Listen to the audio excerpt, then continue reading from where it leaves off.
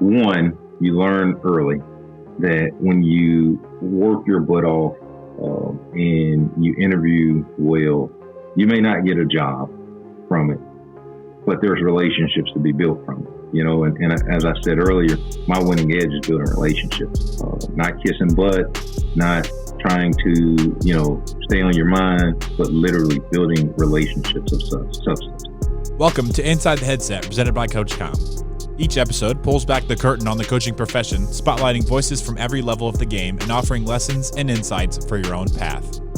But first, a word from CoachComm. When the game's on the line, your play call can mean the difference between winning and losing. Don't let poor communication cost you the game. For 35 years, CoachComm has been the trusted leader in coaching communication, delivering solutions with unmatched sound quality, performance, and durability. That's why thousands of coaches in high schools across the country trust CoachComm. You put in the hours to prepare.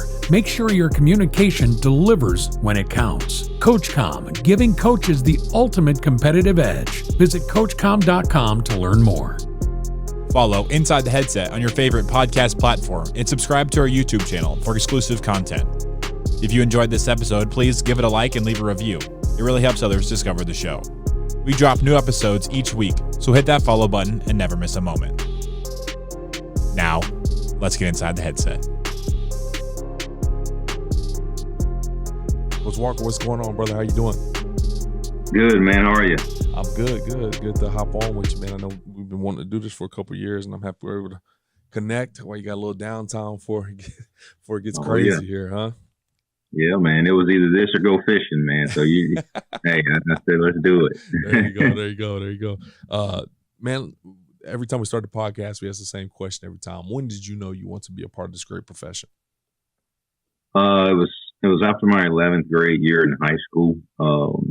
We had just lost. We were number 4 team in the country, and we had just lost to South Panola, who was a freaking wrecking force at the time, and I didn't play 5 snaps in the game. And I'm like, I'm sitting there, I'm thinking to myself, like, I don't think my future is in the NFL or playing college football, like, but I love this game and I think I got something to offer. And so I think it was around that time where I was like, you know what, I think I could coach, man. I want to coach. And I always kind of saw the game from a different perspective. And our coaches in high school would always say, well, ask Fred, and, he know. And so I kind of really studied the playbook a lot and studied our opponents a lot. And so I was like, wait a minute, maybe I'm not supposed to be a player. So, Well, where are you from in Mississippi?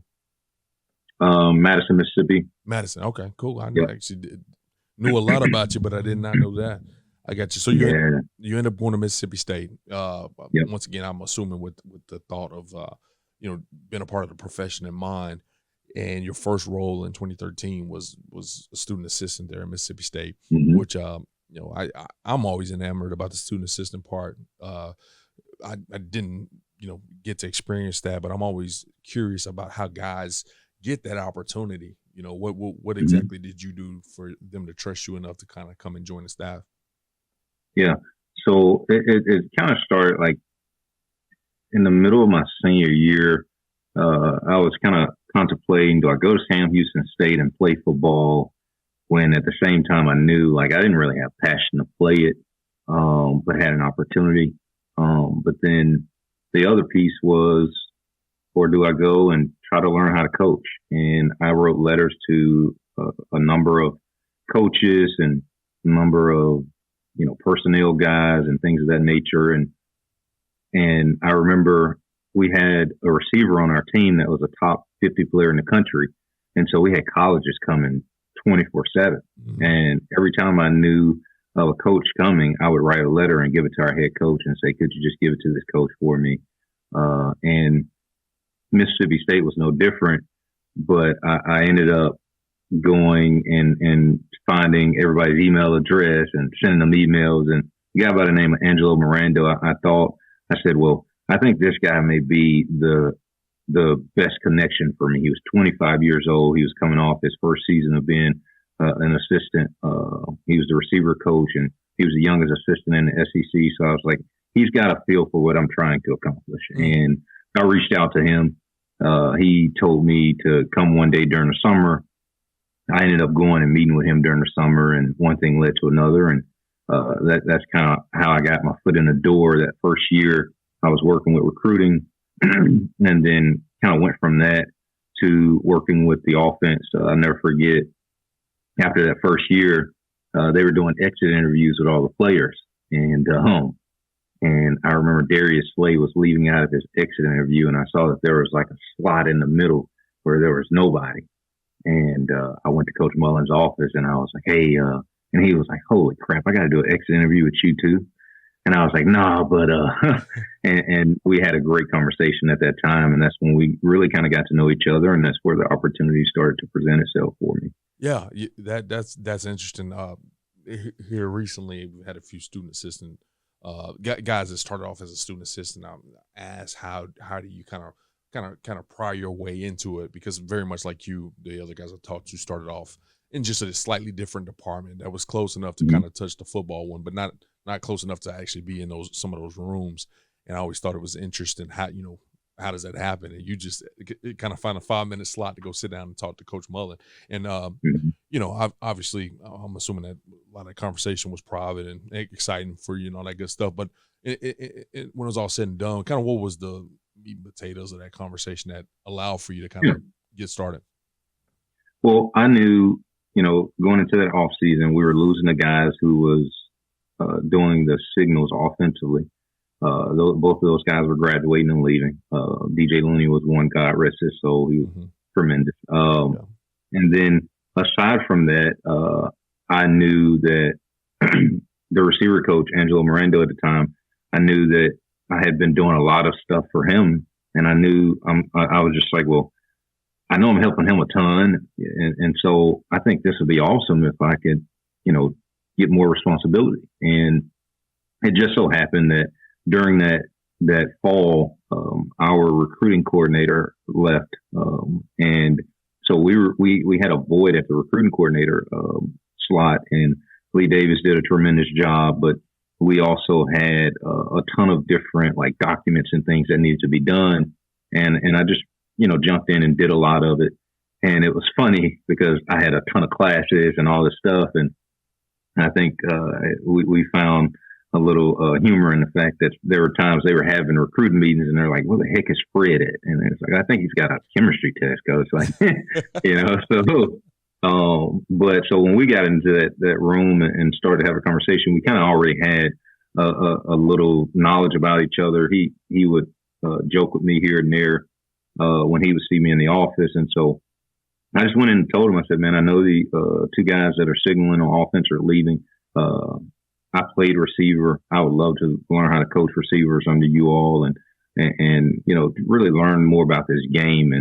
And so he was like, "Okay, if that's what you want to do." He said, "I thought you wanted to be an AD or something." I was like, "No chance."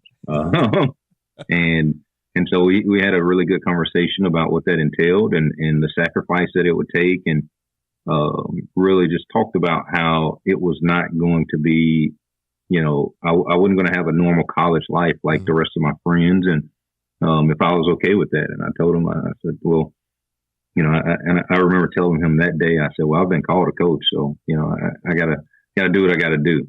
This is not something that I chose. It kind of chose me. And he said, okay. And so that was that. And after that first year working with the wideouts, we had another conversation. He's like, "Hey, I want you to work with the running backs and quarterbacks. And, you learn how to coach quarterbacks, you're going to be a different animal." Yeah. And so we had that conversation, and I moved over and started working with the Qs, and the rest is history. So no doubt. And, obviously working with the quarterbacks around that time frame, that's Dak Prescott, I believe, around that time frame. Obviously the opportunity to work with somebody that's that special is hard. Mm-hmm. Is hard to come around, but then also just to be a young guy and work with that position offensively. Well, I mean, a lot of people say the most important position on the field, but to get that exposure to that position so early, what was kind of your thought process to, be around, once again, an elite guy and also an elite position? It's funny because when I worked with the wideouts, I always saw myself. I never thought I would be a head coach or offensive coordinator. I enjoyed how my receiver coach in high school coached me. I enjoyed learning from Coach Mirando. And I just knew, like, with my temperament, with who I am, playing the position, I was like, man, I could be a heck of a wideout coach. Like, I think I could do that at the highest level. And but when I got introduced to the quarterbacks and quarterback play, it really helped open my eyes to the full picture. And I was like, wait a minute, this is pretty cool, and but it was also a lot. I'm trying to learn, like I said, I'm trying to learn freaking chemistry, biology, all this different crap. And at the same time, it was so much of the offense that I had to learn that I didn't know. Yeah. Obviously, I knew the passing game from being with the wideouts, but then it was like, all right, you got to make mic points, and you got to do this with the protection, and you've got to do this in the run game. And I think like I said, it opened my eyes to just the full picture of it all. And as I did that, part of what helped me learn was Dak. Mm-hmm. I mean, Dak just demanded you do, above and beyond what you were called to do. And so being around him, he never failed to, he never ceased to ask questions. He was going to ask Brian Johnson questions. He was going to ask Dan questions. He's like, you're upstairs with those guys, so you better know how to answer them too. Yeah. And so kind of his demand kind of really helped me. Right. And so, you talked about early on, coming out of high school, you had an opportunity to maybe go play at Sam versus versus trying to make a student assistant there at Mississippi State. And it's interesting because, oftentimes a lot of college coaches, NFL coaches, they play to some capacity at the collegiate level or professionally. And, when I think about being a player, I learned a lot. But I learned a lot about my position. I learned a lot about good drill work, maybe, but not necessarily about schematics. And I only really started to learn that because I wanted to, because I knew I wanted to coach going into my senior year. But most of the time, guys walk out and they're like, yeah, I played, I scored touchdowns, I know this and I know this, and they really don't know much of anything. And it's almost like you get in that experience to be in a quarterback room. I mean, you were ahead of your time at, by the time you're 22, 23 years old, like, offense, protection, route concepts, where the back is supposed to go, steps, all that kind of stuff. And so that ended up being a really good decision for you. Now you graduate from Mississippi State there in 2014, and what is that like? Because, obviously getting your first job is always difficult. In this situation, kind of feel like that second job's still going to be difficult. What was the process for you to get going there at Troy? So really, it's funny because Dak and I, we had grown so close, me being in that room, and we literally graduated together. We walked together. And I remember after graduating, we were preparing for the Orange Bowl, and I get a phone call from Tim Brewster, who was there the previous year. He was at Florida State at the time. I worked under Brew when he was our receiver coach, and so Brew called and he's like, "Hey man, I think this Neil Brown guy's about to get this Troy job. If he gets this Troy job, like we're gonna freaking push like heck for you to get a GA job." Okay, and I was like, "Okay, whatever that means." And I was a little naive. I know that Dan would always send people to different colleges. He never wanted you to work, GA under him after you just finished. But I was like, man, like I know he loves me. Like maybe I'm gonna be the exception. And I remember going in his office, and he was like, "No, like you got to go somewhere else, and you got to spread your wings a little." And he gave me a couple of places that he could help me with, and so I was like, okay. And I kind of kept the Troy thing in my back pocket, and then once Neil got the job, Coach Brown really, I like waited a good little bit, and then I'm like, okay, now, let me go ask, and before I could ask, I get another phone call from Tim Brewster, and Coach Brew's like, listen, man, Neil Brown just got this job. We're gonna push to try to get you his GA job. Try to find a way to get his number. Just so happened that summer before all that happened, I was training a guy near my hometown, a guy by the name of Gardner Minshew. Oh yeah. And so Gardner ended up committing there, and so I'm like, I know Gard dog. He's got to have the number. So I text Gardner, and he's like, heck yeah, and I'll talk to him too. So I had Gardner pushing on one end. I get his number, give it to Coach Brew. Coach Brew's pushing on the other end, and then Brew tells me, he's like, now you need to get Dan to call. And, once Coach Mullen calls, like, let's try to push this thing. And so I tell Coach Mullen, and he's like, well, I don't really know Neil Brown like that. And I learned a valuable lesson then. He's like, I'll hold call, but just know, like, it's really hard when you don't know someone. But he still called for me. And, between all of those people pushing, I was able to get an interview with Coach Brown and Coach Edenfield, who was the offensive coordinator at the time. And I interviewed and got the job. And so it was awesome. Yeah, well, you got yourself to the interview, which is awesome, and it took a lot behind the scenes, and I think a lot of people kind of miss that in all these jobs. Obviously, when you have some type of connection, the old saying, "It's not what you know, it's who you know," and probably a step further in the business, to be honest, is who knows you. Those guys want to have some feeling of what type of person you are and all that kind of stuff, and so you get your first interview. What does that look like? For a guy that's never done this before. Yeah. What did that first interview look like? So we were at the coaching convention. It was in Louisville, Kentucky. I'll never forget. I was meeting with Coach Edenfield, and so I meet with Coach Edenfield. I have, I don't know how many papers, handouts. I got 2 or 3 PowerPoints ready, and he sits me down and he's like, "All right, let's just talk. Where are you from? Tell me who you are." And he kind of explained to me, in these graduate assistant roles, like, all this paper and stuff that you have, like, that stuff don't matter. We're going to teach you how to coach. Mm-hmm. But like, we got to know that you're willing, and we got to know that you're a good person, and we got to know that you're going to work. And so we sat there and talked for an hour and a half, 2 hours, and literally at the end of it, he's like, "Okay, I think we can make this happen." Right. He said, "You're not going to make much money, but we can make this happen." I said, "Okay, that's fine." And so that was that. And then Neil Brown called, and I had a conversation with him again, and then got offered the job, and I was fired up. That's awesome. Now, for you, growing up there in Madison and then shooting over Starkville for college, this is your first time stepping out of state. You're what, 20, 22, 23 years old? 22. Yeah. Very young guy. And to be honest, I mean, this is something I try to talk about a lot of different things on the podcast. Like, the interviews are always interesting to me because they can go so vastly different in regards to kind of what you go through. But one of the things I don't talk about that much is, like, man, you're young, and me taking when I took my first college job, I was still in Texas, but like, that was a big deal. Like, it was just a big thing. Like, to drive out by myself in the middle of nowhere, a whole bunch of people trying to figure the whole thing out. What was that like? And how did you go acquaint yourself with that new staff that was showing up there? Yeah, it was a culture shock.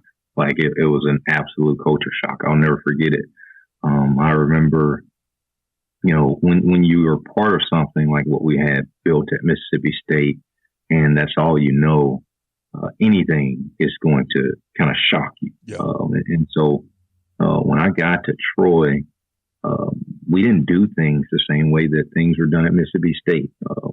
And I was just kind of like, what is happening? And but at the same time, it's like, you're the little man on the totem pole. It's not like you can speak up and say anything. Right.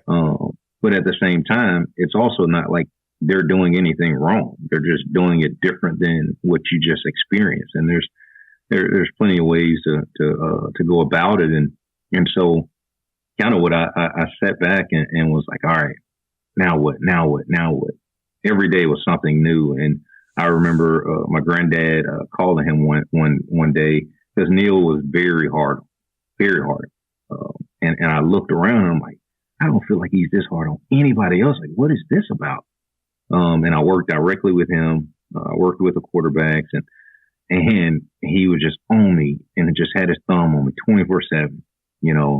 He would give the GAs the weekend off when everybody was still on the road, and I'm thinking like, ooh, okay, like, I'm gonna go back to Mississippi, and he'd be like, hey, we'll meet Saturday at 9 a.m. in the office. I'm like, I thought we were off.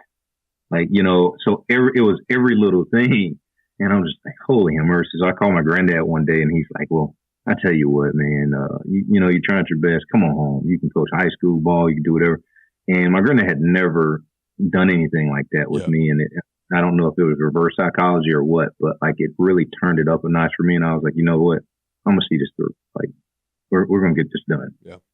And that's when that really changed my life, you know, and I just started trying to go in early every day and be the last one to leave and really try to serve and do everything as best I could to help Coach Brown and the rest of the coaches out. And, you know, that's kind of what helped me. So no, I appreciate you kind of sharing that experience because, you know, especially when you hop on this podcast, and we definitely probably do this podcast from a very positive, you know, and everything's good. Oh, I had a great experience, and every day was cool and all that kind of stuff. But you're gonna get your butt chewed out. You know, you're gonna have some rough days, and sometimes as a full-time coach, that's the situation. But more often than not, as a young guy, you're gonna have a lot of those moments. You know. Oh yeah, and it's funny too because like there's two instances at Troy that I feel helped me grow as a coach and as a person. I'll never forget we had a 5 a.m. Staff meeting, and at 5:30 mat drills, whatever. I get to the staff meeting at 4:45, and Neil calls me into his office before the meeting, and he's like, "Why are you here so late?" And I'm like, "Dude, like there's not even like half of the position coaches aren't here yet. Like what are we talking about?" Like, and he's like, "If you're gonna work with me, like I need help. I need you here." And so I'm like, "Bro, what is he talking about?" So he was upset with me from the jump that morning.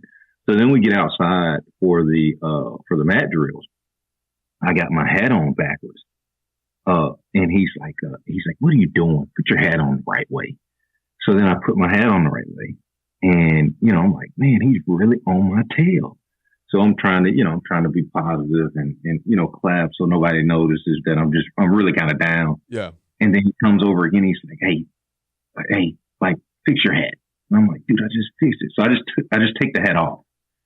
And then he comes over again. He's like, don't be a smart ass and just take the hat off. And I'm like, okay.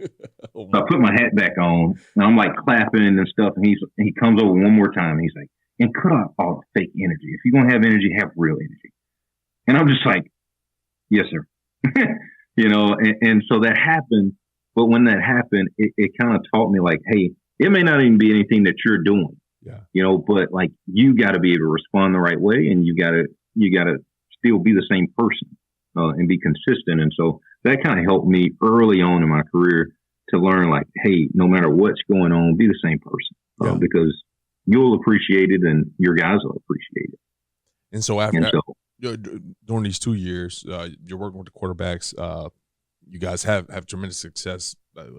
We actually played you guys in 2015 when Coach Brown first got there. When I was running backs coach at ULM, and it was kind of our last year there. And honestly, we had beat Troy every year that I was there, and we were hoping for the same thing. Y'all beat the brakes off us. It was like it was kind of a turn in the tide at Troy in regards to just how good of a ball they were playing. So you're having a good experience. 2016 Dollar General Bowl champs. But obviously this is a difficult situation, right? You're getting pressed every minute. Did at some point did it let up? Was there an ultimate end goal of this thing? Obviously this helps you be a better coach and probably pay more attention to small details. But what was the overall takeaway from just having that hard experience as a graduate assistant? I think the takeaway was to always be available, one. And then two was if I think I did it good enough, I probably didn't. And so I tried to be as detailed as humanly possible. And I think at some point it switched in my mind to start thinking like Coach Brown. And it was like I was trying to beat him to the punch, so much so that like it was everything. So like every day at lunchtime, everybody had like a 40-minute slot for lunch. I remember my first year, everybody had like 40-minute slot for lunch. I lived probably 5 minutes away from the deal, from the stadium. So I would go home and nap. Well, like a weekend, he would call me like, where are you? I was like, you got to be kidding me. And from that point forward, he's like, you just go get us some lunch. And I'm like, okay, you know. So I would go get lunch, but like I started to think like him so much so that like I would go get his card before he even called. By that second year, I would go get his card every single day. I knew what restaurant he wanted to go to. I knew what his order was going to be. You know, it was every little thing. I knew when his water was running out in his refrigerator. I went to Walmart, grabbed some more Dasani waters, filled it up. I knew when his markers were running out. And my thing was like, I want to be able to serve him, and I want like for him to be able to focus on being the head coach. Every other detail, I wanted to be taken care of. And so, like, I made that my challenge. And as I made that my challenge, I really didn't hear much of what he had to say, you know, and he didn't say much negative because I was just trying to beat him to the punch on stuff.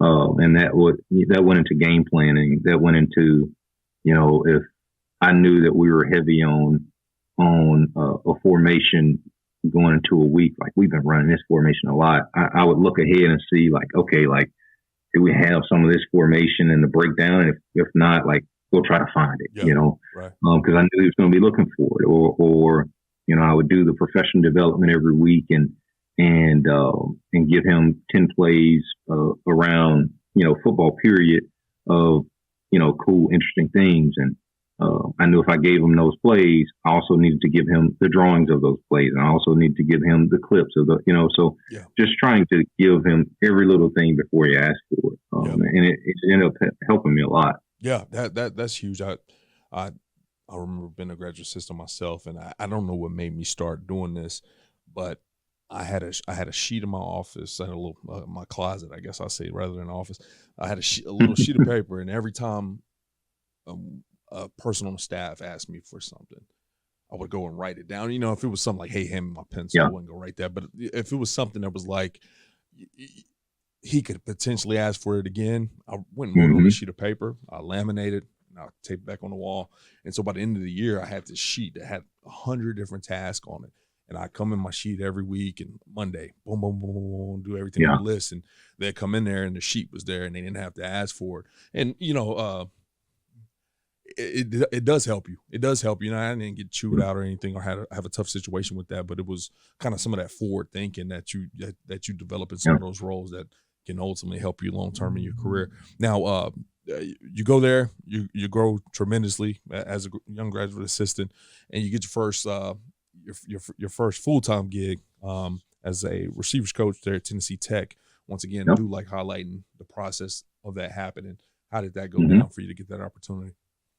Yeah, so part of why I wanted to go to Troy was because everybody talked about how they had not had a graduate assistant go there and get a college full-time job in like the last 10 years. And so I was like, you know what, like, screw this. Like, I want to be the exception. Yeah. And so after that second year, I knew after I had talked to Coach Brown after the first year, and he said, after next year, you're probably going to be ready. And he said that in our exit interview. And so I just prepared all that second year. I was just preparing like I was going to be the receiver coach or the quarterback coach, if not there somewhere. And so what ended up happening, I literally just told this story to Jonathan Cooley, I think this past weekend. But what ended up happening was there was a job that came open at UT Chattanooga. They had just hired a head coach by the name of Tom Arth. And when they hired him, I called our old offensive coordinator at Mississippi State. I said, hey, Coach Kenning, like, you know, do you know this Tom Arth guy? Like, I would love to like try to get an interview for the receiver job. And he chewed me out. And I was just like, okay. He's like, dude, like, if you want a job, then you got to do the work. Like, I don't know if I know this guy or not, but like, I don't know where this guy's from. I don't know anybody on the staff. I don't know that I know anybody on his staff. Like, you need my help. Like, you need to do the work.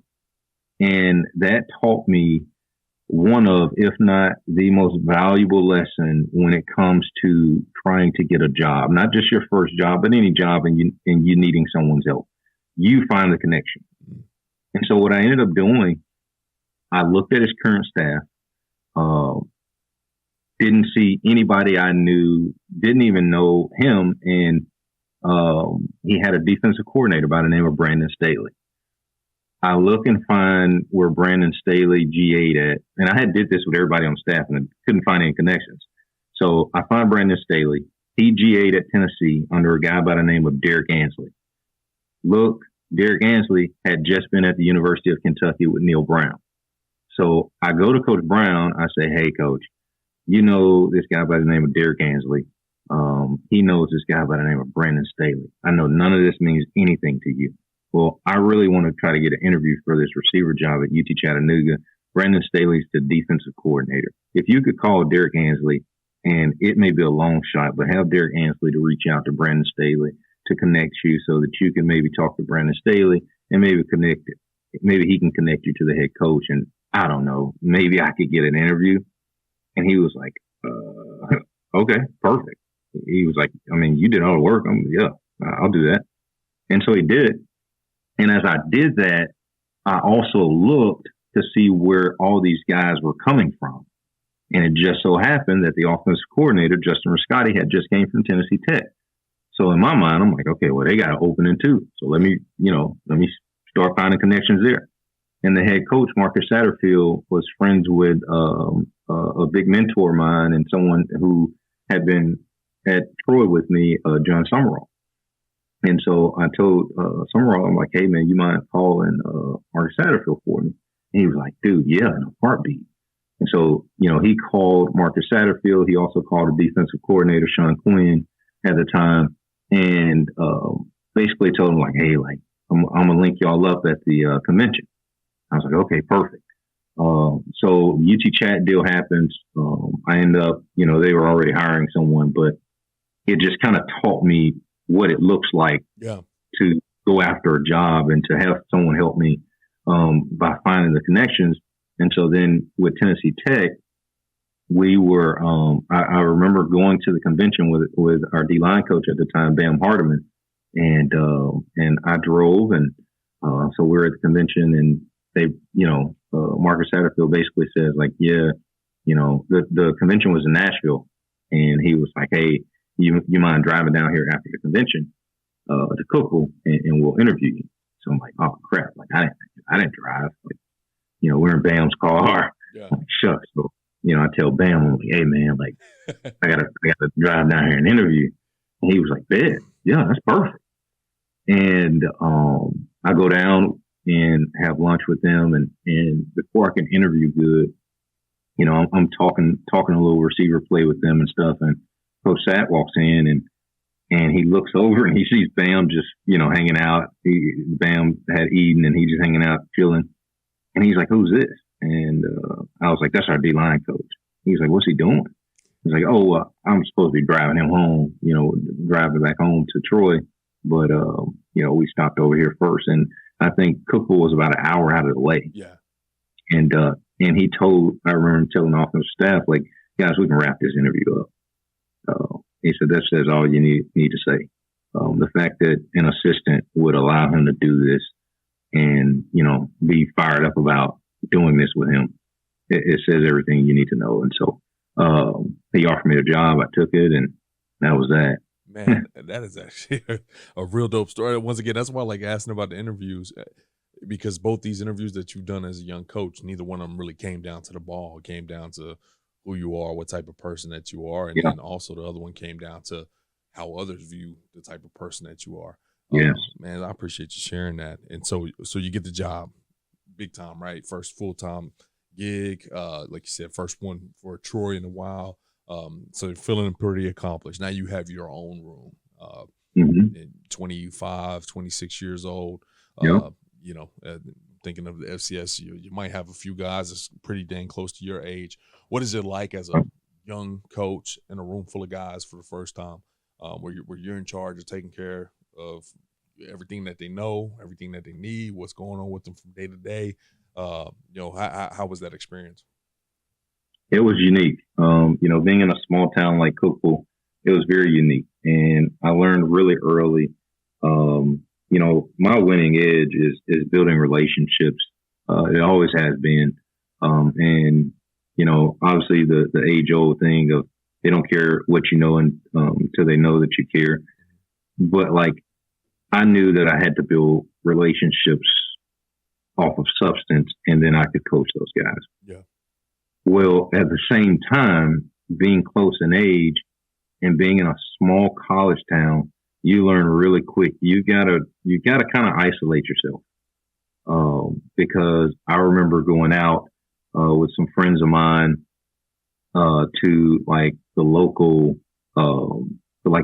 spot that we ate at, and it was like a bar and grill or whatever. Yeah.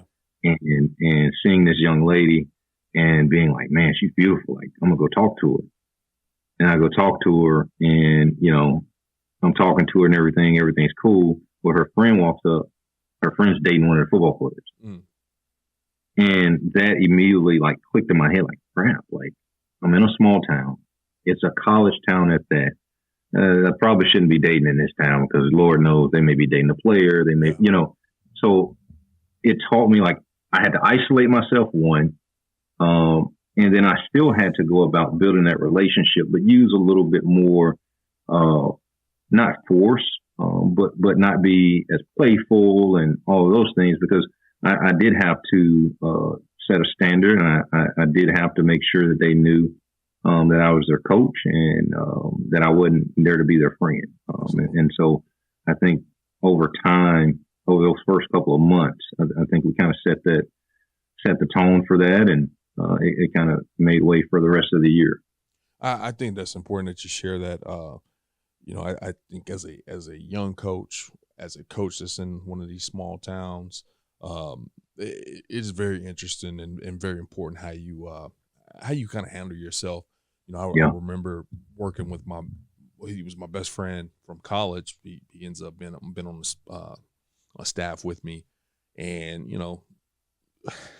where it's a bunch of young guys on the staff, and we're doing our thing. It's a Saturday night. Hey, let's go out. Let's have a couple of beers or whatever. And we walk in there, and there's players in there. And I'm like, hey, I'm leaving. We got to find a new hangout spot. But my buddy sticks around, and sure enough, he ends up in a little bit of trouble with HR and all that kind of stuff, because he's got alcohol, and there's players around him that have alcohol, and they're in the same sharing the same building. And I've heard other people say this since then, but I put a rule on myself, like, man, I'm not drinking, or I'm not putting myself in a situation where I can see my players drink ever again. Yeah. And and small thing, is that going to help you win a ball game? Maybe not, but it helps you navigate the profession, and keeps you out of HR and keeps you out of trouble. And so, no, I really appreciate you kind of sharing that story from that perspective, because that is important. Now, you guys averaged nearly 200 yards receiving per game. Coach first team all OVC wide receiver Dontez Bird, had a little bit of success there as a first time position coach. But then you transition very quickly to an offensive assistant at Duke. Once again, just hopefully we get tic-tac-toe 3 in a row and some interesting interview stories here. But how did that thing go down? Tell me about that transition. Well, I'm a big time man of faith, and I feel that God does everything for a reason, and just so happened. A guy by the name of Jared Parker had a DUI that spring that I was at Tennessee Tech, and ended up not going to Cincinnati like he was supposed to. So he went on a little hiatus and visited a lot of different teams, a lot of different schools. And while he was visiting different schools, him and Sat were really close. And so he came and visited Sat. Tennessee Tech. And when he came and visited, he hung out in my room because he coached receivers and everything. And after that, we just kept in touch. And he ended up going to Duke, and he was in an off the field role at Duke.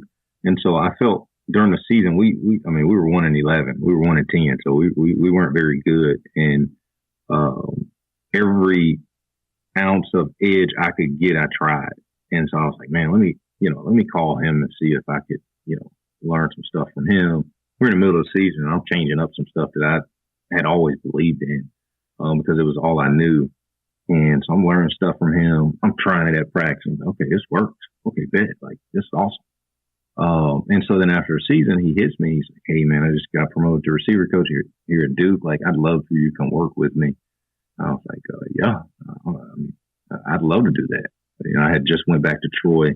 Coach Brown had called and offered me an opportunity to come back to Troy to finish the season and stay there. And so I was at Troy, and I actually ended up getting a job at Morehead State. And so I was, in the middle of the transition of moving to Morehead State.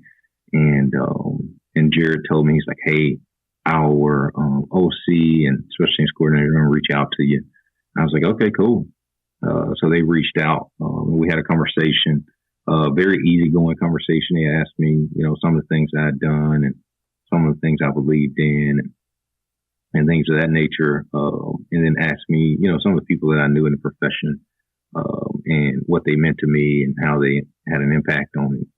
And afterwards, I remember thinking like, okay, I don't know that I did a good job or bad job. Like, we didn't really talk football. Like, I don't know. And at the end of the conversation, I was actually in Raleigh, North Carolina at the time, at a special teams workshop, as the quarterback coach at Morehead State. And I remember the special teams coordinator saying, like, "What are you doing at a special team workshop? You're the quarterback coach." And I was like, "Man, I'm just trying to learn as much as I can. I don't know." And I told him, I said, "But I think we're like 30, 40 minutes from you guys if y'all want me to come interview." And they were like, "No, you're fine." So I was like, "Crap, I did a terrible job. Like, they're not hiring me." And I remember going to visit Coach Mullen, who he was at Florida at the time. He had just gotten to Florida. And I was going to visit him, and I'm in his office hanging out, chatting with him. And I get a FaceTime call from an unknown number. I don't know who this is. Holy mercy. I answer the call, and it's Coach Cut. And he's like, "Hey, Fred, how are you?" And I was like, "Great, Coach." And I still remember this to this day. Coach Mullen's like, "Well, it looks like you got a phone call." He's like, "Hey, you stay in here, I'll leave." And I'm like, No, I'll leave. This is your office." And so I sat there and talked to Coach Cut for 10, 15 minutes. He's like, "Man, these guys interviewed you a couple weeks ago and said you did a really good job, and we want to offer you an opportunity to come here. I know Jared wanted you to come and work with the Wideouts, and he sings your praises, but I see your resume. I've seen some things on your resume. I've talked to some people about you, and I want you to come work with the quarterback." And I was like, "Okay, cool." And so that was that. And I remember him saying, "You don't have to be here for another 2.5 weeks. We got spring break, not this week, but next week. And so after that, you can come." And I said, "When does spring ball start?" He said, "The week after spring break." And I told him, "Well, I'll be there this week so I can kind of try to learn some of this stuff." Being in the quarterback room, I didn't want to not have the upper hand on the quarterbacks. And so I literally jetted out, got there, and he was like, oh wow, what are you doing here?" But that was that story, and it's a pretty cool deal for me. So.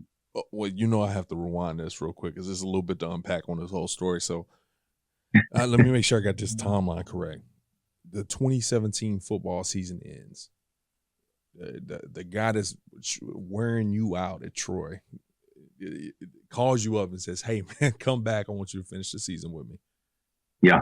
And so I know FCS, they play 11 games. So it's a little bit of time for them. So you go. Literally, we literally get let go after the last game. Okay. I remember feeling so disrespected, so mad, so angry. Like, it's my first full-time job. Put my heart and soul into it, and we won one game, and the staff just got let go. And so it hit the football scoop that Sunday.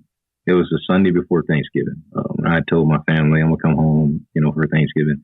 And within 20 minutes of it hitting the scoop, I get a phone call, and it's Coach Brown. And he's like, "Hey, I know you, and if I know you, I know you're probably going home for Thanksgiving, right?" And I was like, "Yes, sir." And he said, "Well, we play, I think it's Texas State on Friday. Come on up and just, come hang out." And I said, "Okay." And I get up there, and I'm hanging out, and I'm there for the game. It was such a cool moment, like because no one knew I was coming, and so I went and stood at the front of the Trojan walk, and as the guys were getting off the bus, they're like, "Fred," and they're like hugging me and everything. It was awesome, and so after the game, it was like, "You don't have anything else to do. Like, why don't you just stay here for the rest of the season?" I was like, "Okay, cool." It was one of the weirdest seasons of my life, 1-10 to conference champion, and so I was like, "All right, cool." And so you got to experience conference champs, and see some of those guys that when you stepped in there. They're juniors, seniors, and stuff like that. A couple, a year separated. After the season's over with, you get a job at Morehead State, and Kentucky. Where was Morehead? Okay, yeah. So you were in Tennessee. You go down to Alabama. You go up to Morehead State. When did you get that job? What's the time frame? I got it in January, in the middle of January, right after the convention. So in about a 2-month span, you've been to 3 states. You're in Morehead State. Now you're just hanging out at a clinic. Did this interview with Duke, and kind of on ice. Shoot down to Florida, and all of a sudden you get a FaceTime call from Coach Cutcliffe and him sitting in Dan Mullen's office. Like that's just a crazy. Oh, yeah. That's about the craziest 2-month span I think I've ever heard on a podcast. Oh yeah. All right, so you obviously take the job. You started in the spring there, and once again, you started your career off with the opportunity to kind of work with Dak Prescott, and at this point in time, Daniel Jones is the quarterback there at Duke. Coach Cutcliffe is for the younger guys that listen to the podcast was the quarterback whisperer back in the day with I think Coach Peyton Manning, or he coached one of the Mannings. Yeah, Peyton, right? Over at Peyton and Eli. Peyton and Eli over at Tennessee. Yep. Just one of the highly, highly respected, first of all, people from my standpoint, and head coaches and then quarterback guys. And so you're working with this guy who ends up being an NFL, a big time NFL quarterback, and then also one of the best quarterback coaches kind of in recent history at the very least. What was that experience like, just to be around so much knowledge and talent? Well, when I first got there, it was not a week and a half, 2 weeks, into spring ball. And I remember Coach Cut asking, he's like, you ever seen anything like this guy? And I said, Coach, I got the opportunity to work with Dak Prescott, and I love Dak to death. He's an unbelievable leader, unbelievable person. I don't know that I've ever been around a talent like this before. Just raw talent. This guy's special. Yeah. And he was like, yeah, I know. And I was like, yeah. And so as we talked more throughout that spring, Coach Cut really kind of gave me a lot of responsibility in that room to work with Daniel and Quinn and the rest of those guys. But I just kind of took a back seat to, well, Coach, what do you want? Because I know what you've accomplished, and I want to make sure that I'm learning and I'm doing this the way that you want to do it. And it was that spring when Eli and Peyton and those guys came down to work out. That's when I realized, like, I don't have it all together, but like, I should just be confident in what I do know. Yeah. Because Coach Cut was working out Eli, and someone came up and needed Coach Cut for something, and Dobie said, "Fred, finish the drills with Eli." And I was like, "Who, me?" And he said, "Yeah." And at that time, I don't even know what drills to do with Eli. We just got some bags there, and Eli's like, "What do you want me to do next?" And I just went back to what we had been doing with Daniel and spring ball and just what I knew. And so we started working through drills and stuff together. And I remember calling my dad after something. Man, I just worked out Eli Manning. Like, he was like, "What?" I said, "I know. I'm saying the same thing." And it was at lunchtime. I called him and I told him this stuff. And after lunch, I'm getting in the elevator. I press the button, the door opens, and Peyton Manning's standing there. And I'm like, oh my God. And so I just get in the elevator, try to act cool and turn around, don't say anything. And Peyton taps me on the shoulder. I turn back around. I'm like, "Yeah, what's up?" He's like, "I'm Peyton." And I said, "Yeah, I know who you are." And so, but got to sit in those meetings as Coach Cut kind of coached those guys. Peyton had just retired, but he was still there, and just hearing how Coach Cut coached, and how one of the things that stood out most about Coach Cut was like he wasn't afraid to say like if he was wrong or if he had mistaken something or whatever. And he wasn't afraid of collaboration. And so I remember hearing him in there with those guys and all these NFL guys in there, guys that wasn't coached by him, but he was like holding that room like it was nothing. And I was like, I want this. Yeah. I would like to do this. And it's knowledge, one, but it's also having such a care for serving people that they feel that and they crave you working with them. And so I was like, all right, I think I can do this if I really, take after what he's teaching me. And so that whole season was letting Daniel know, like, hey man, I'm here to serve you. What do you need? Yeah. How can I serve you?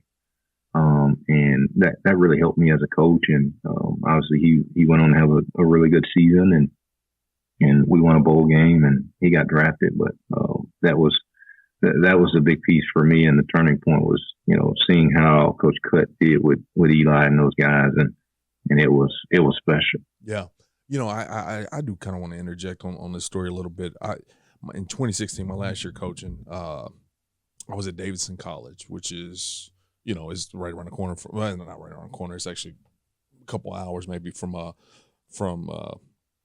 Duke. And we got done with spring ball maybe a little earlier than Duke, and Coach Cutcliffe invited our staff over.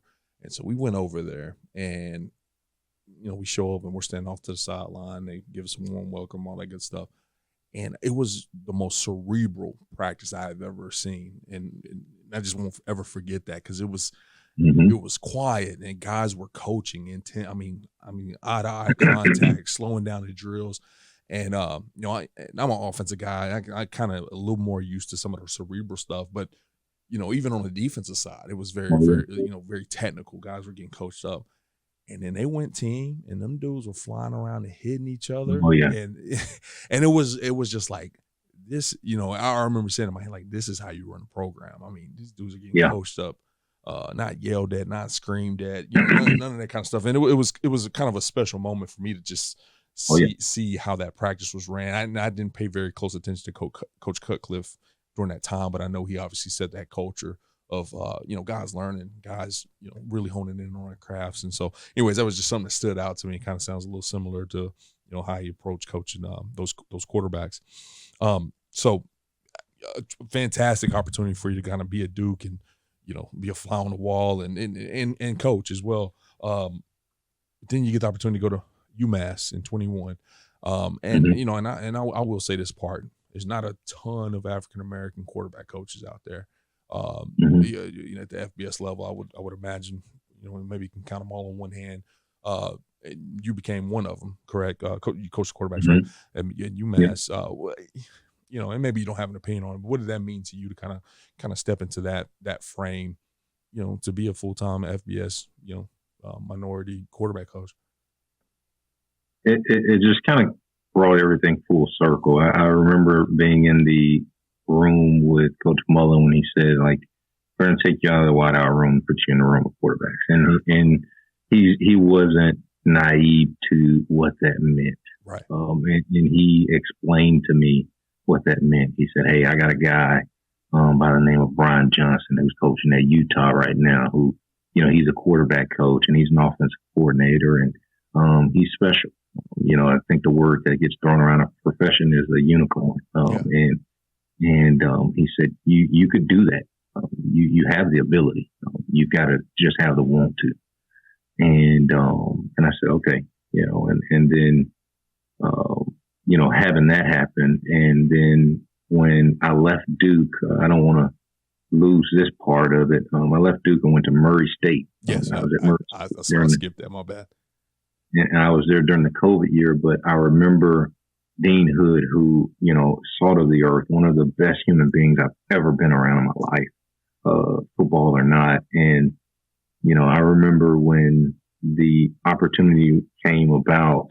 Angelo Mirando, the guy who I originally came in under, he was the offensive coordinator at UMass. He left, and apparently on his way out the door, he found it in his heart to tell Walt Bell, "You need to hire Fred Walker. Go find him and hire him."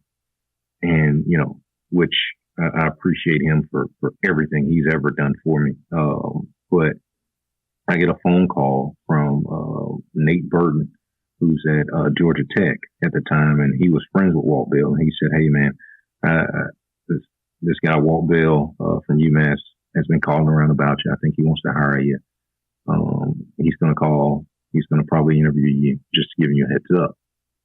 So when he gave me a heads up, I immediately called John Summerall. Like I said, John Summerall is a big mentor of mine, and has always helped me. He helped me get the Murray State job. So I thought, it was probably smart to call him because I didn't want to piss him off, basically. And I called Summerall and I said, "Hey, what do I do? Like, do I go tell Dean, I want to be here, and I don't want him to think that I'm seeking out other jobs and all that stuff. Like, I want to be here. What do I do?" He said, "Go have a conversation with Dean. I think you'll be surprised." And I said, "Okay." And so I go in there and meet with Dean, and I tell him what happened. I tell him, "Hey, this guy's called about me." I've gotten by this point, I've gotten a text from Walt about when he wants to interview me, and so I just tell Dean, and Dean's like, "You know what? You got to take this job, right?" I was like hell, I do. I want to be here, man. And he's like, "Nah, it's bigger than that." He said, and he just said the same thing you said. He said, "I can probably count on two hands how many black quarterback coaches there are in college football, and you get an opportunity to go do that at the FBS level, and you need to go do it."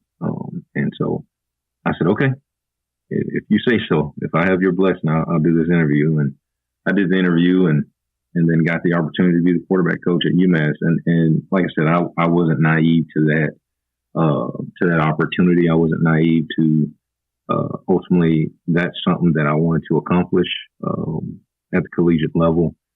When I set out to coach quarterbacks, when I was in that room with Dan Mullen that day, and so to have the opportunity to do it, I felt that there was a weight that had been lifted.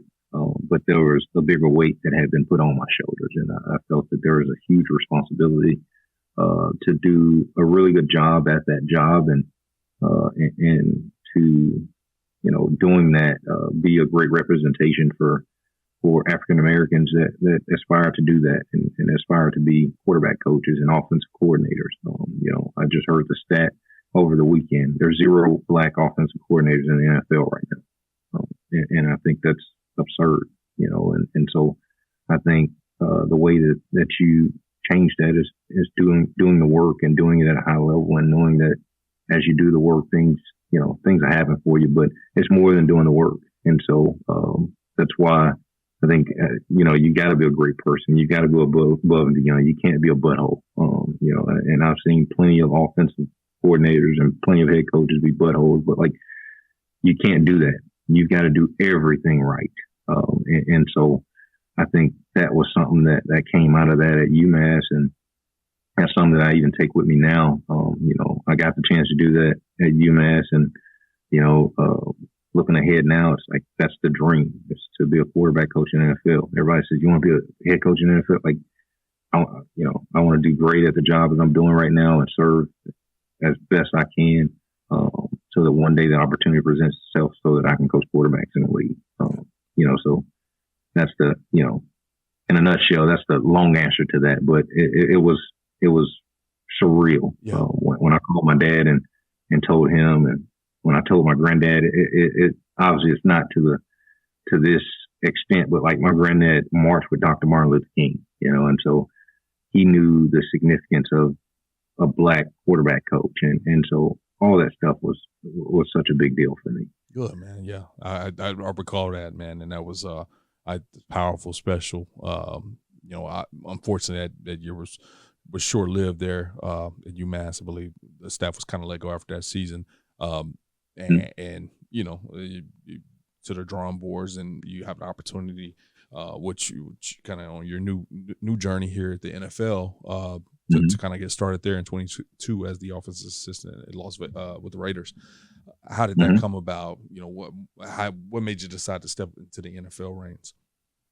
Yeah. So once again, like I said earlier, like I'm a huge man of faith. And so like when I got the UMass job, I had been fighting like heck to be a quarterback coach. And like we just talked about the significance of that. I got the job and, one, you learn early that when you work your butt off and you interview well, you may not get a job from it, but there's relationships to be built from it, and as I said earlier, my winning edge is building relationships, not kissing butt, not trying to, stay on your mind, but literally building relationships of substance. And so I say that to say, when I got the job at UMass, I get a phone call from Tom Arth, the same Tom Arth that was the head coach at UT Chattanooga. He was now the head coach at Akron. He said, "Hey, man, I got a buddy who just hired a friend of mine. He is the offensive coordinator of the Atlanta Falcons, and he's looking for a minority that he can kind of groom and mold, and I think you will be great for it." And I told him, my first goal was to become a quarterback coach. My next goal was to become an offensive coordinator in college. And I had never thought about coaching in the NFL before. And so I literally asked him, I said, "Coach R, does this get me closer to my goal of being, an offensive coordinator in college football?" And he said, I can't say that it does. I said, "Well, give me a minute to think on this." And he said, "Okay." And I remember, I'm about to get married, and Atlanta, Georgia is a lot closer to home for me and my wife. And the linebacker coach from Duke had just taken a job there, and he was who I was closest with on that staff. And I remember my wife, fiance at the time, saying like, "Oh my God, this is God! Like God is answering our prayers. Like we get to go closer to home. We get to be with our people that we love. Like this is awesome." I said, "Nah, babe, this ain't God." I said, "Holy Spirit told me not to take this." She was like, "You need to check again because the Holy Spirit didn't tell me that." At this point, we had just gotten to UMass. Like we had just checked into the hotel. And I remember calling Coach Arth back and saying like, "Nah, I'm good, man. I'm not going to opportunity." And he was just like, "Okay." And so that next year after, getting let go at UMass, I had already prayed about it for a long time. And I knew that was going to be the time to make the transition before having any kids and all that stuff. Like this is the time to make the transition. And there were some other opportunities that I was exploring and going after. And, as I'm exploring other opportunities, I get a phone call as I'm in the driveway of my in-laws' house. I think it's in February, mid-February. So like the cycle's kind of towards the end. And, I'm starting to get a little nervous, but not too nervous because I'm like, there's a couple opportunities that are kind of starting to come up. But I get a phone call and it's Coach Cut. And he's like, "Hey, Fred, I got a guy he's the quarterback coach of the Las Vegas Raiders. He played for me at Tennessee. They're looking for a guy to work under him and work with the quarterbacks, and I want to give him your name, but, I'm kind of fed up with the process of things right now and helping people because people are saying they're going to call and people are saying they're going to do this." He said, "If I give them your name, I'm going to really press for you to get this job. Do you want it?" I said, "Yeah." He said, "Well, don't just say yeah. You're married now. You're going to the West Coast if you take this job. Far away from family, probably the farthest you've ever been. Talk to your wife about it." I said, "Okay, I'll talk to her, but he's just don't even say it. Just talk to your wife." I talked to her. I called him back. I said, "Coach, yeah, this is what we want." He said, "Okay."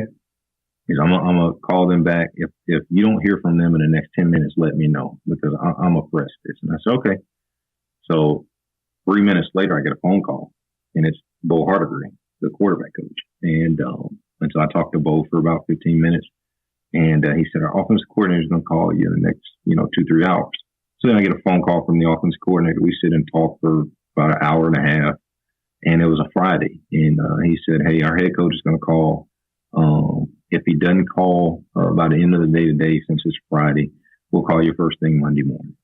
So I said, "Okay, don't hear back." And then I'm like, crap. And that Monday morning, I remember it was about 7:30 a.m., which means it was 4:30 in Vegas, which is still asinine to me. I get a phone call from Mick Lombardi, the offensive coordinator, and he's like, "We want to fly you in an interview." And I said, "Okay, cool." And so they flew me in that Tuesday. I interviewed that Tuesday and got the job, and then they flew me back that Tuesday night, and that was that. That's a whirlwind, man. And just real quick, I would love to hear, because I know this was probably a little bit more than just conversation about the NFL interview with the Raiders. What did that entail, that day or overnight stay? What did that entail? Yeah, so I had heard things about different interviews, and especially since I've been in the league for a few years now, I've heard the horror stories, so to say. I don't think they're horror stories. I think they're great stories, but I've heard the stories about the interviews that the Patriots would give, and how Bill Belichick was, and Josh is obviously, but he's cut from that same cloth. And so the interview process was long. And the first part of it was them getting to know me. And it was totally different than any of the college interviews I did. Like, we went through like them getting to know me, my coaching philosophy, all this and that. And then it went from that to like, what can you do? They gave me all these different plays and had me draw it on Visio. So I'm drawing these plays on Visio. I drew like an entire install on Visio, which takes, 4 hours, 3-4 hours. And so I do that. We go to lunch. I come from lunch. God, dog, this thing lasts long. I'm thinking after lunch, like, okay, like, we're going to talk a little bit, and we go back in there, kind of shoot it for a minute, just talking. And it's like, all right, get on the board, install some stuff to me. So then I'm installing stuff. And then after I'm installing stuff, as I'm installing things and we're talking through quarterback play and we're talking through receiver play, we're talking through all this different stuff, they're asking me about protections more and more and more. And I hadn't really done much protection stuff since Duke. And so I'm trying to recall protections and I remember like guys are coming in and out. So I'm like, am I doing a bad job? Am I doing good? I don't know, because like guys just leaving, guys keep getting called out. And in the middle of going through a play, Josh McDaniels walks in. And that was my first time meeting him. And I'm like, hey. And he's like, hey, I've been calling guys out of here, throughout this interview, and everybody is saying the same thing. They say, we need to hire you. I was like, oh, okay. And he was like, well, shucks, do you want this job? I was like, yeah. He said, okay, well, let's do it. I said, let's do it. He go to shake my hand, and I just like hug him. He's like, oh my God. And so, and then, we kind of went from there. So it was awesome though. Well, as we kind of got to start heading to a close here on the podcast, you spent 2 years there at Vegas. You just took the job here in Jacksonville with the Jaguars as an offensive assistant. How have you grown with your short stint in the NFL?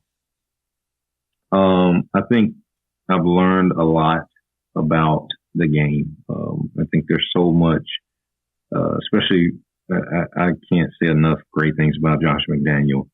I can't say enough great things about Bo Hardgree. And Bo kept his thumb on me 24/7. You got to freaking learn protections. You got to understand the ins and outs of protections. You got to know your problems in protections. And, as a quarterback guy, you're thinking like, I need to know the pass game. But I learned so much about protections. I learned, the relationship between the run game and the pass game, and how that works. And then above all else, I learned situational football. And I think that's been one of the biggest takeaways I learned here, more than what I learned in college, was just the situational aspect of it. In this league, obviously, I think we hear the stat once every 2 weeks how, most of the games come down to a possession.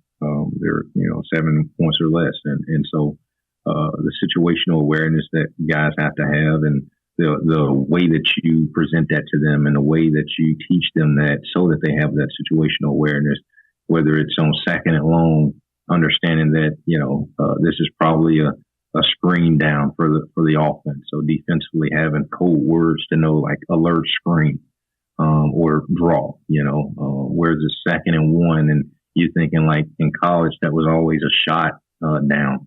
Whereas second and one could mean let's just get the first down and not play short yardage. So it's you learn so much about situations and how the situation changes based on who you're going against and based on the coordinators and stuff that you're going against. And so I think that was a big learning curve for me. But the other piece was, the last 2 years there, in 23 and 24, I ended the season as the interim quarterback coach. And so I had to run the room. And I think it was really cool to learn that the way you do it, the process works, whether it's college, whether it's NFL, whether it's Pee Wee, whether it's high school. Like when you spend a lot of time of building a process that's based off of substance, and like I said, my winning edge is building relationships. And so I knew whether it's NFL or whatever, I'm gonna build relationships first, and then the knowledge and the football stuff will follow. And so I was a little nervous because everybody was saying like NFL is so transactional. You can't build relationships. They just want to know how you can help them make more money. And that's just not the case. Everybody's human, and everybody's looking for a place to belong, and they're looking for someone to believe in them, and they're looking for someone to pour into them and invest in them. And so that's what I did, especially those last 2 years when I got to run the room. And I think that was one of the biggest learning pieces for me, is understanding that like your process works. And so you don't have to try to be someone you're not. You don't have to try to mimic other people who's had success. You don't have to be Cliff Kingsbury. You don't have to be Brian Johnson. Brian's a huge mentor of mine. And I've taken so much from Brian and how he coaches quarterbacks and how he goes about it. But I had to do it my way, and do it the way that my personality fits. And so I think that's one of the biggest learning curves that I've learned since being in the league. Well, Coach, we appreciate your time, man, and super excited about your journey and just seeing that just continued trajectory for you, man. I know every goal that you kind of put on your list, you've hit thus far, and you're gonna keep on doing that, man. But before I let you go, I don't. The NFL such a different deal with the social media. You used to have to be cooking on Twitter back in the day to stay up to date with recruits. I don't know if you got to do that as much in the league, but if you got a social media account, so guys listening to this, they may have some questions or anything, you mind sharing it? Yeah. So social media wise, I am on Instagram. I think it's still the same as it's always been. I think it's the Signal Caller on Instagram, and then on Twitter. Let me make sure I don't want to say anything wrong. I think on Twitter, let's see, it's also the Signal Caller with an A. So on Twitter it's THA Signal Caller. Okay. And then on Instagram it's THE Signal Caller. Gotcha. We'll link that in the show notes, make it easy for guys to find you, man. We appreciate the time, Coach, and look forward to staying in touch with you, all right? Yeah, man. I appreciate it. All right, man. Enjoyed it. When communication counts, trust the headsets trusted by the best. From high schools to the biggest college programs, CoachComm keeps coaches connected and teams prepared to win. Learn more at CoachComm.com. Thanks for listening to this week's episode of Inside the Headset, presented by CoachComm. If you'd like to learn more about this week's episode, head over to afca.com. There, you can access every episode and find corresponding show notes.